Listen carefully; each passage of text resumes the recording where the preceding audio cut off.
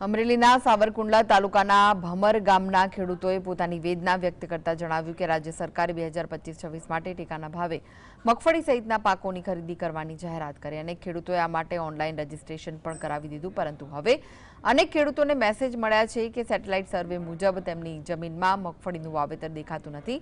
સાચું વાવેતર હોવા છતાં કૃષિ વિભાગે તેને માન્ય ન કરતા ખેડૂતોએ ફરીથી ગ્રામ સેવક પાસે જઈને ખરાઈ કરવાની ફરજ પડી। ખેડૂતોનો આક્ષેપ છે કે આવી ડિજિટલ ભૂલો અને સરકારી લાપરવાહીઓના કારણે ધક્કા ખાવા પડે છે। ખેડૂતોએ માંગ ઉઠાવી છે કે સેટેલાઇટ અને ઓનલાઈન રેકોર્ડમાં સાચા સર્વે નંબર દેખાય અને આવી મુશ્કેલીઓમાંથી તેમને મુક્તિ મળે।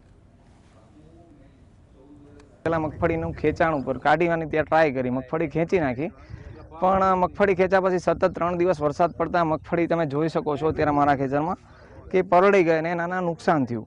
હવે નુકસાન થયું હતું એની પણ મને થોડીક ચિંતા હતી। ત્યાં ગઈ રાત્રે સરકારનો એક મેસેજ પડ્યો મારામાં એગ્રી ગ્રુજમાંથી કે તમારે સેટેલાઇટ ઇમેજ જોતાં અમે તમારા ખેતરમાં મગફળી વાવેલું એવું દેખાતું નથી।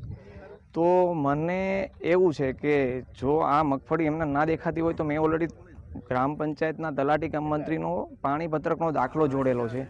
અને રહી વાત બીજી કે જો તમને મગફળી વાવેલી દેખાતી ન હોય તો તમે અહીંયા આવીને રૂબરૂ જોઈ શકો છો।